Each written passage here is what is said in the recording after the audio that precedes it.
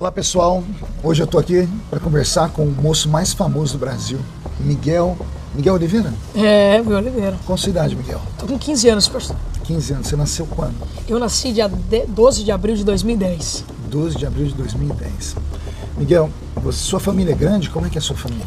Ah, é muito grande, mas entre os que da nossa casa, somos em 2 pais e comigo 4 irmãos, né? Tenho meu pai Marcelo, minha mãe Érica, e o Nicolas, a Nicole e o Nicolas e o Isaac. E comigo sou rapaz de taxa de caçula, né? Você é o caçulinho? Sou caçula. Tá. O seu pai é evangélico? Infelizmente não. Você me contou que sua mãe está enferma? Isso. Já tem quanto tempo? Minha mãe está passando por um processo do câncer, né? Desde 2020, né? Faz alguns 5 anos, né, que ela está passando pelo processo da enfermidade. Mas eu creio que Jesus vai curar. Amém. Seus irmãos são evangélicos? Não, ainda não. Qual a sua referência de igreja? Porque você me contou que começou na Deus e Amor, né? Comecei na Deus e Amor. Claro que todo cristão deve ter a oração, a consagração. E eu me inspiro muito na Deus e Amor. Mas mais na Assembleia de Deus, né? Somos assembleanos. Hoje você é membro da Assembleia de Deus? Sou membro da Assembleia de Deus. Seu pastor é o pastor Marcinho? Pastor Marcinho de Carapicuíba. Grande amigo. Ali é Madureira, né? Madureira. Bispo Samuel Ferreira. Bispo Samuel Ferreira. E o bispo primaz, Manuel Ferreira. Manuel Ferreira. Família boa. Miguel, você se tornou aí uma pessoa extremamente conhecida na internet. E eu fico perguntando como é que um garoto da sua idade, porque você é um garoto, você pode chamar de garoto, que eu já sou um velhinho, né? Como é que você arruma, como é que você se sente hoje sendo bombardeado? Porque você é bombardeado 24 horas por dia. Como é que é seu dia? Me fala que é o dia do Miguel. Você acorda, o que você faz primeiro?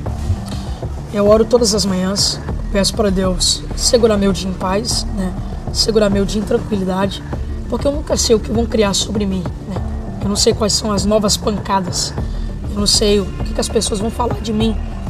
Falar o que todo mundo fala, isso já é de costume e comum, mas todas as pessoas, quando ela não tem mais o que falar, ela inventa. Então eu peço para Deus segurar meu dia em paz, segurar a minha alma, e depois eu faço os meus afazeres do dia a dia. Como é que Estudo. Como é que é os seus afazeres? Fala aí. Estudo quando eu vou pregar, né? Quando eu pregava, né? Quando eu estou pregando, preparo um sermão pela manhã, deixo o sermão preparado. Quando eu tenho alguma reuniãozinha, alguma coisa para fazer, algum amigo para encontrar, saio, atendo o telefone. É muitas coisas que eu faço no dia. O que você gosta de comer? Ah, pastor, eu gosto de Mac, pastor. O quê? Eu gosto de Mac. McDonald's? Eu não gosto de almoçar, não, eu gosto de Mac. Meu Jesus, você sabe que isso não tem nenhum tipo de saúde, né? E o que você gosta de beber? Coca-Cola, né, pastor? Coca-Cola? É de Deus, né? A zero ou não? Ah, não, zero pra lá. Que é açucarada. Com certeza, é do senhor. O que você gosta de comer como sobremesa? Pastor, cara, sobremesa eu não gosto de pudim, mas eu gosto de aqueles bolos de pote, sabe? Bolo de pote? É bom, né? Isso é coisa de roça, Miguel. Acho que na capital ninguém tem esse não, bolo de pote. Tem queijo com goiabada, ou meio Julieta. Eu gosto, é bom. Tá. Você gosta de TV? Eu não assisto muito TV. Filme, gosta de ir cinema? Bom, é muito raro eu ir no cinema, já fui muitas vezes ao cinema, mas é muito raro eu assistir filme. Não gosta de filme? Não, eu tenho um sério problema com vídeos muito longos, filme demorado, essa agoniada. Isso aí são pessoas que têm TDAH, né? Você sabe disso, né? Não tem paciência pra ver nada. Pra nada. Eu amo filme. Eu viro noites, eu tenho um cineminha meu que eu fiz dentro da minha casa. Tem lá minhas poltronas, minha tela de 130 polegadas.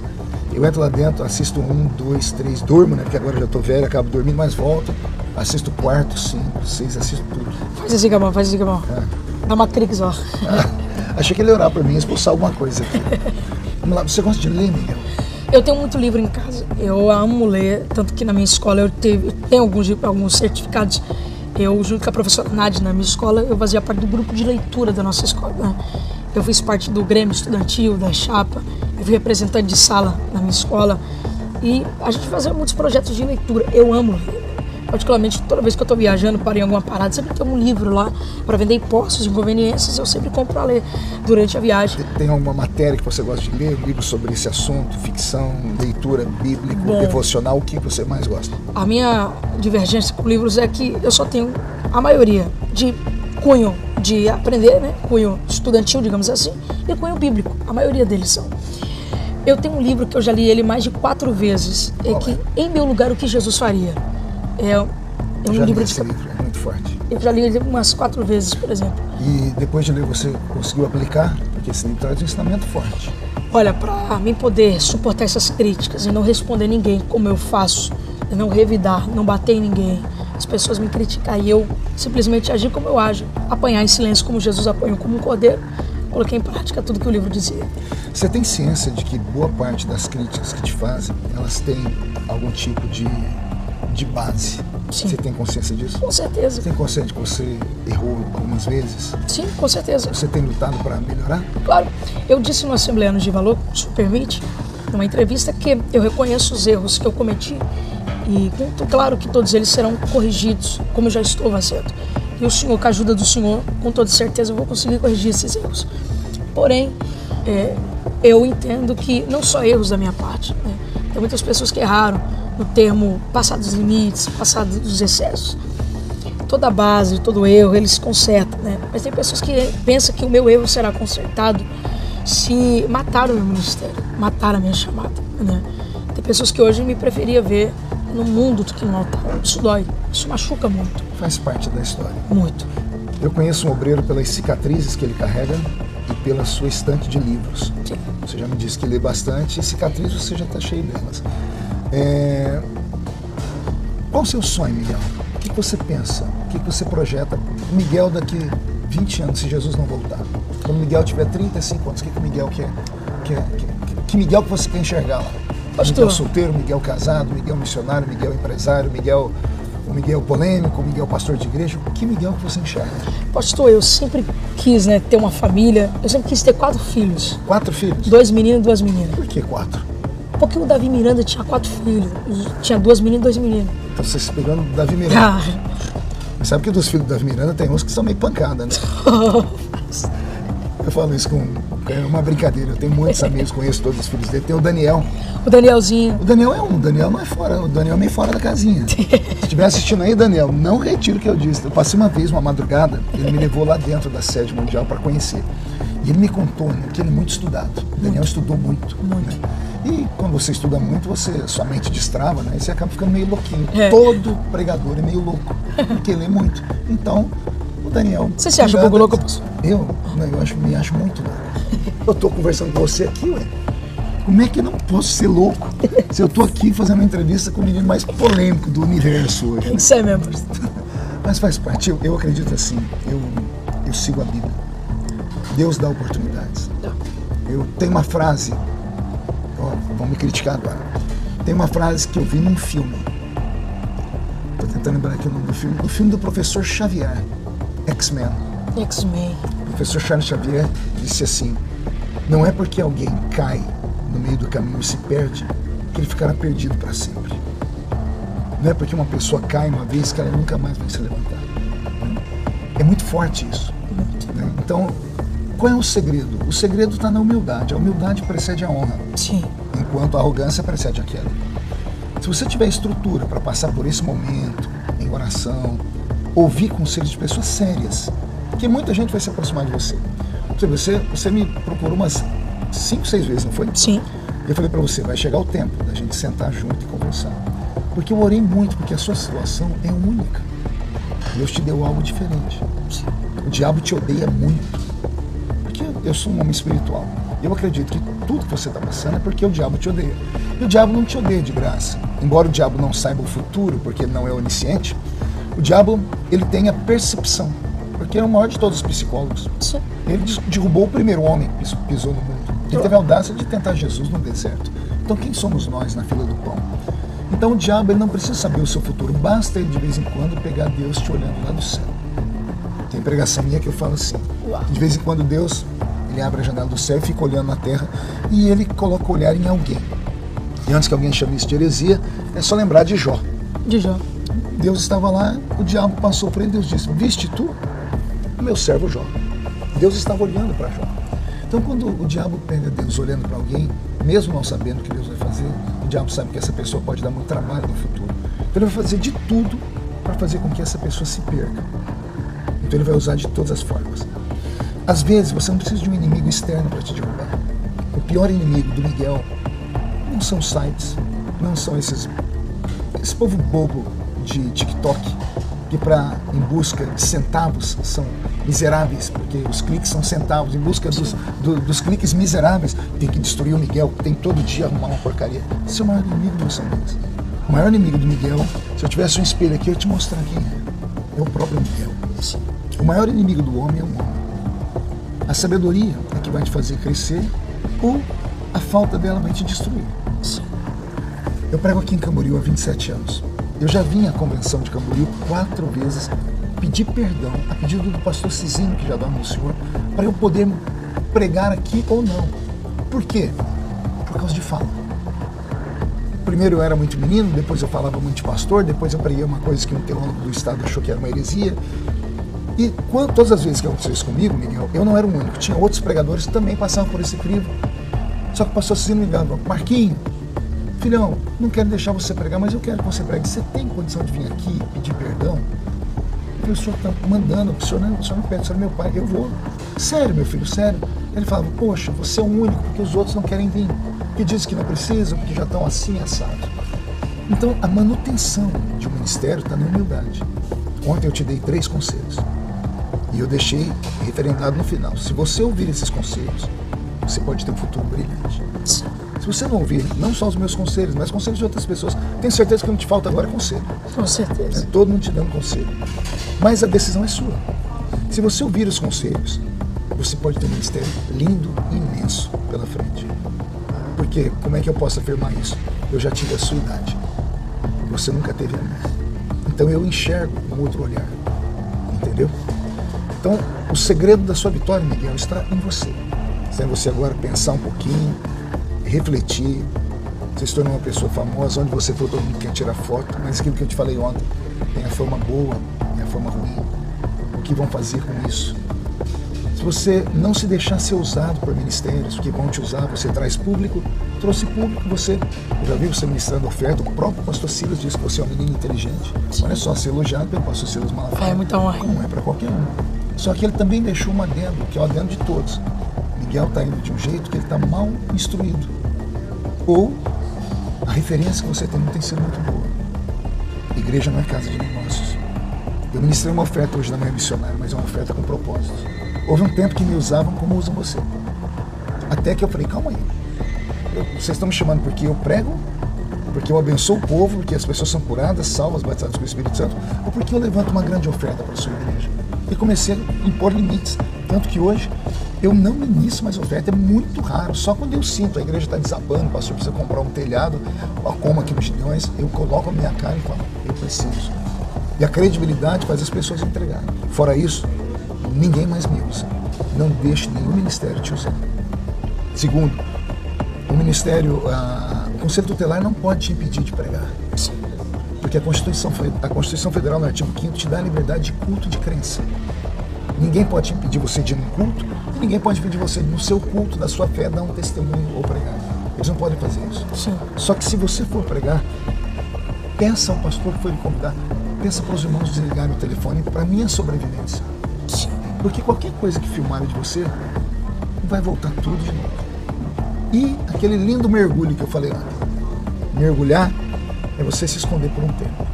Alguém vai falar: isso é covardia? Não, não é covardia. O que você prefere, ser um herói morto ou um covarde vivo? É uma pergunta filosófica. Eu sei que o pessoal que assiste aqueles filmes de faroeste, não, eu prefiro ser um herói morto. Pois eu sou mais realista, eu prefiro ser um covarde vivo.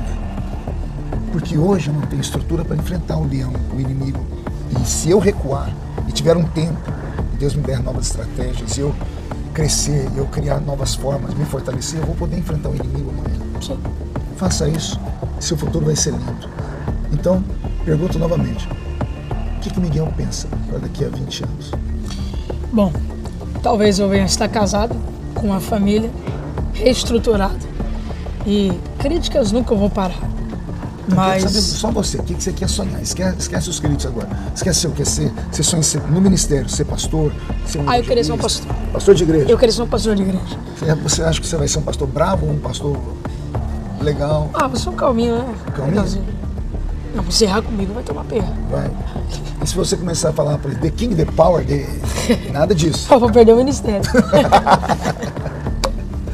Vamos lá. última pergunta para a gente terminar. Você está bem aqui dentro do coração? Pastor, todo dia eu sou ferido. Todo dia tem uma casquinha que tem uma ferida. As pessoas vão lá e tiram essa casquinha e volta a sangrar. E Deus volta e sara essa casca até cicatrizar.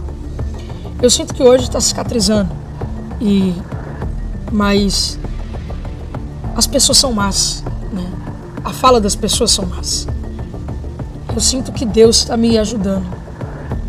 Se não fosse Deus que estivesse comigo, nada disso que estaria acontecendo comigo eu já teria suportado. Você já pensou em fazer alguma loucura no meio dessas perseguições? Não, pastor. Não? Nunca pensei. Deus sempre blindou a minha cabeça. Deus sempre me protegeu.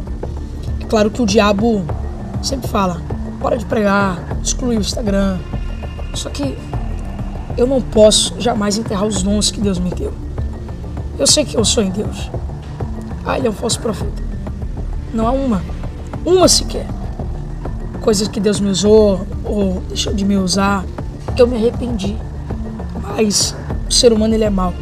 Ele é muito mau. Mas Deus blindou a minha cabeça e tem blindado meu coração. Para você ver, olha só. Deus já te usou muito para falar em profecia com muitas pessoas, não foi? Sim. Onde estão essas pessoas para quem Deus usou Miguel? Que agora é na hora de você dar um testemunho. Poxa, Deus usou ele e aconteceu. Por que vocês não fazem isso? Quantas pessoas Miguel já pregou e Deus usou? Por favor, se você tem um testemunho para contar acerca do Miguel, não tenha vergonha não, defenda. Porque senão, quem cala consente. Então às vezes é preciso ter coragem de falar assim, olha, eu sou fulano de tal, estava na igreja tal, Deus usou Miguel e aconteceu. Porque isso vai ajudando as pessoas a entenderem que Deus ainda usa. Às vezes o profeta, ele extrapola os limites. É da natureza do profeta. Por isso que a Bíblia manda julgar a profecia. Não, profeta. Por quê? Existem 3 formas de você entregar uma mensagem. Tem a maneira mais extravagante de todas, que é a maneira do Miguel, que faz uma performance, tudo. Eu chamo isso de criatividade profética, né? Existe a mesma maneira do Miguel chegar e falar assim, ó, assim diz o Senhor. Maneira branda. Ou nem dizer, irmão, eu vi isso, vi aquilo. Aqui no cantinho, sem ter que ser público. Ou o profeta pode nem entregar, porque é de foro íntimo dele. Depois ele vai se acertar com Deus. Então, existem várias formas. Se eu puder te dar um conselho, escolha a forma mais branda e foque na palavra. Porque o que fica é a palavra. Eu prego há 33 anos. Jesus já me usou em revelação? Já me usou em dons? Já. Ontem o Senhor me deu interpretação da língua estranha de um africano. Ele me usa em dons. Mas o maior dom que eu tenho é a palavra. Porque a palavra é insubstituível. É a palavra que salva. Passa o tempo, as pessoas... Eu já vi tanta gente com dons, com profecia, com coisas, desapareceram na história. Porque todas as vezes que as pessoas te chamarem, elas querem ver o dom. E se Jesus não quiser usar o Miguel naquele dia? Com uma palavra que o Senhor pregou e passa tantos os anos, eu lembro ainda. É o dia da aprovação. É uma palavra que eu lembro de cor. Olha, não teve cura nesse dia, não teve, foi só a palavra. A palavra. Então, firme-se na palavra, quer ser um pastor, né? Estude a palavra, faça um curso básico de teologia, depois um curso médio, depois faça um bacharelado, faça um mestrado, um doutorado, porque essa é a sua área. Então, estude. Tire os vícios, você já viu tudo que é ruim. Então, você já percebeu que você veio com uma escola que o povo não aceita. Que é a escola da extravagância, essas coisas. Então, você pode se reorganizar. E assim fazendo, Deus vai te dar um mistério lindo. Você tem um amigo aqui, você tem um... Mais que um amigo, não, pai. Obrigado por me chamar de pai, então eu posso puxar a orelha de vez em quando. Com certeza aqui. Eu vou puxar, porque agora o pessoal vai falar, pastor Marco, tá? Eu não, quem sou eu para ser seu professor? Eu nem tenho tempo para isso. Mas o que você precisar, pode me ligar. Tá? Você tem meu telefone, você tem minhas redes sociais, você tem meu coração acima de tudo. Agora, nunca deixe a noiva se apaixonar por você. A noiva é a igreja. Lembre que a noiva tem um noivo, que é Jesus. Nunca explore a noiva, porque a noiva tem um noivo. E lembre que um dia nós vamos ter que dar conta de tudo isso. Fazendo isso, seu futuro vai ser brilhante. Fala, Miguel. Aí. Miguel Oliveira, Deus te abençoe. E eu conclamo você do Brasil que assistiu aqui pacientemente. Ore pela vida dele. O senhor que é pastor mais velho, quiser depois falar com o Miguel, tenho certeza que ele vai te ouvir. é um menino humilde, tá bom? Tamo juntos. Valeu, Brasil.